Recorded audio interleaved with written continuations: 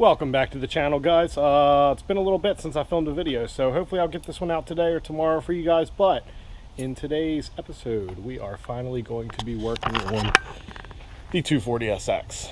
The 240SX needs a couple things before it's ready to roll. We got to repair some brake lines in the back. It's also going to need a new clutch, and it needs a tune. So we're going to be hitting all three of those in the next couple weeks. But the first thing we're going to start with is the brakes. We got to get the brakes fixed so we can drive it. Once we can drive it, then we can get it tuned. Once we get a base tune on it, then we'll change the clutch and do some boost maps. But yeah, the 300ZX TT is here. Looking pretty crappy, but we're going to be getting back on that real soon. But we're going to go ahead and get the 240SX running today. So I think I got everything we need here to get this taken care of. You'll see more when we get into the car, but what happened was right where the hard line attached to the flexible line through the caliper, it rusted, and it broke, and all the fluid leaked out. So we're going to go ahead and basically replace the entire line, if I can. We're going to replace the entire line from the brake master cylinder all the way to the back. It splits off into two lines at a certain spot and hits both of the back sides. We're going to do all of that if we can, because also right here in about the middle of the car on the other side, the brake line is pretty rusted. It's not rusted enough that it's rusted through, but it's rusted enough to make me worry. So we're going to go ahead and replace that whole line and get that all taken care of. The fuel line is also rusted in that same spot, and we're probably going to have to take care of that in the future, but I'm not worried about it right now because it's not rusted all the way through. So it's just surface rust. But for right now, we're going to take care of the brake lines. This is what we got. We have a nickel copper, I believe this is 3/16" brake line. This stuff is really nice. It's super flexible. You can actually just bend this by hand. See, but if you want tighter turns, you can use a pipe bender for that. We got steel braided brake lines to go from the calipers to the mounting spots. We got new clips to hold them in. This is the hardware for the brake lines.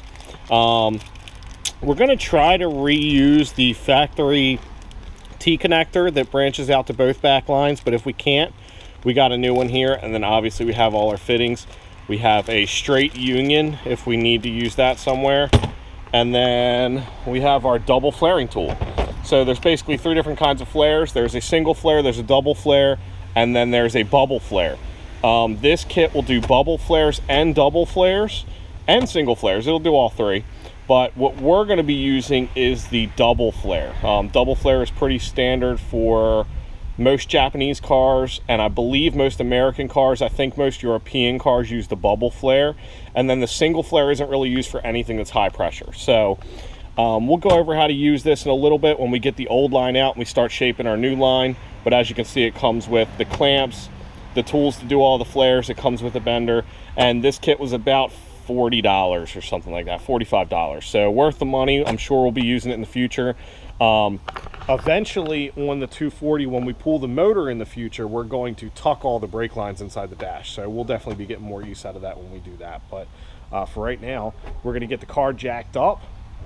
We're going to rip out the old brake lines and go from there.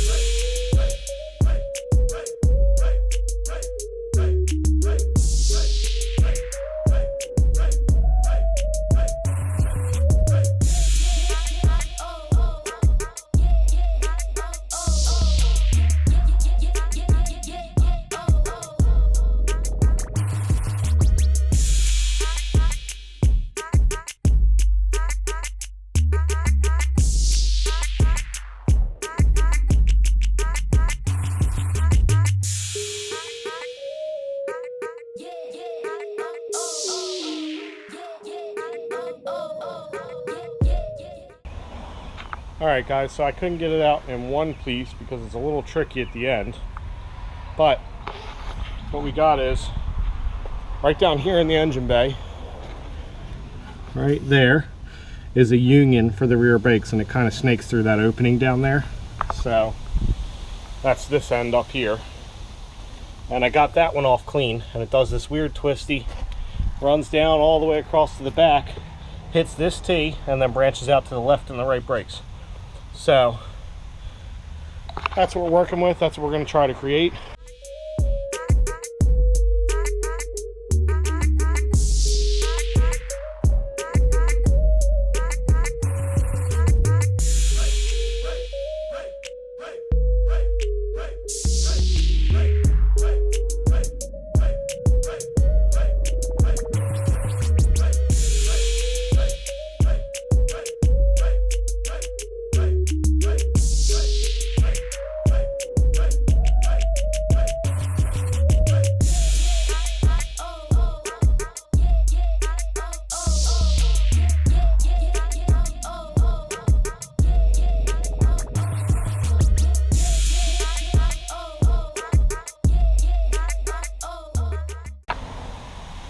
Alright guys, so the camera died a little bit early, but we got the brake line all done. You can see the new copper line right down there underneath those other lines.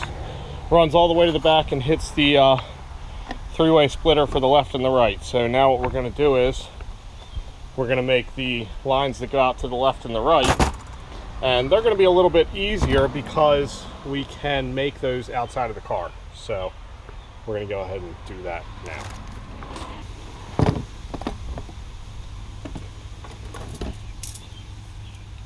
We're also going to go ahead and do a little lesson in brake line flaring. By no means am I an expert. I'm just praying that the lines that I already did actually work. But that's what you do. First thing you want to do, you want to cut the pipe off clean. So we're going to use this pipe cutter. Don't use like your snips or something like that, or you end up with a crushed end like that. So you just kind of wrap it.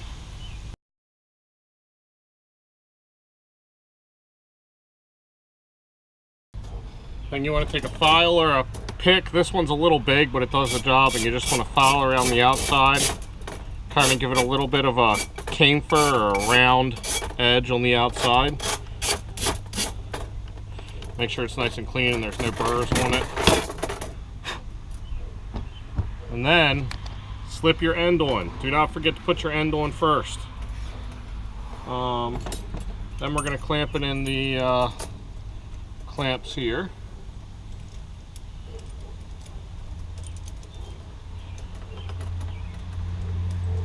So this is the piece for 3/16 line, which is what we're using. This more raised edge right here is how much you want to stick out. So you're just going to use this to kind of measure this edge here.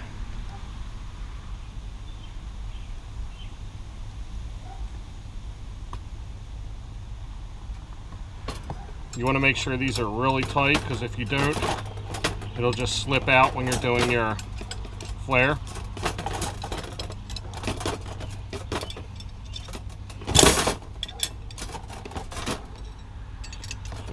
That nice and tight. Then you take the adapter piece and you stick it in there, and you clamp it down with this guy until it bottoms out.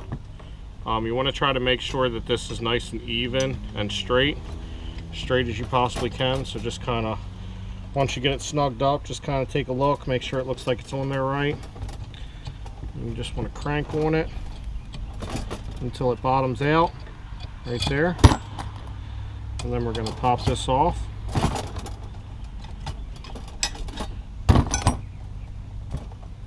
And then now you can see we got like a nice little bubble here.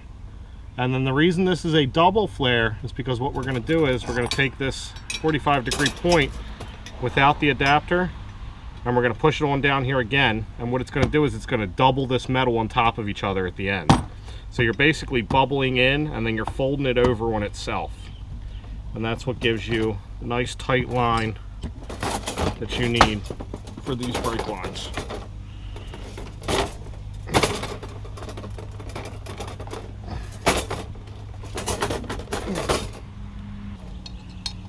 we pop this off.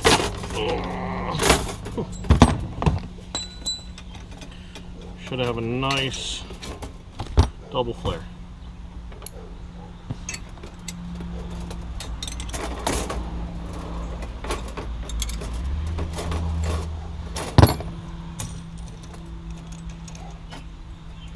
Oh, and this one broke. Would have been a nice double flare.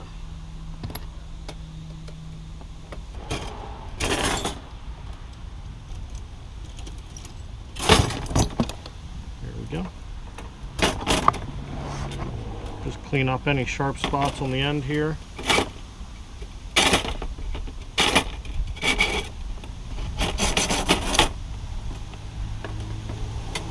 And there we go. So there's our double flared end, all ready to go. So now we're just going to crease this line into these lines, which are basically exactly what we need, just a little bit longer because I cut the end off, and then we'll be able to put them in. Alright, so we got our 2 brake lines done. This is the passenger side, this one's the driver's side. You can see they're longer at the ends, obviously, because I cut them off, so this whole piece was missing. I'm sure they're going to need a little bit of tweaking once we get them in there, but like I said, this nickel copper is really soft, so hopefully we won't have any issues.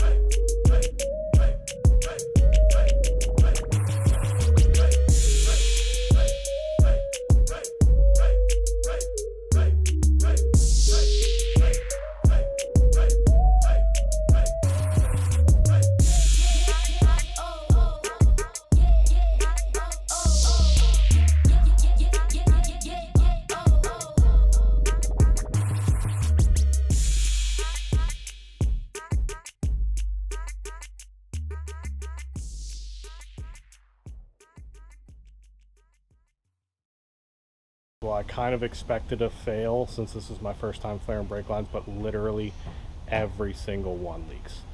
I can't tighten them anymore because the nuts strip out. So I don't know what I'm going to do about that, but stay tuned for part 2. If you like the channel, like, share, comment, subscribe. Learn from my mistakes. Perfect example, this video. See you next time.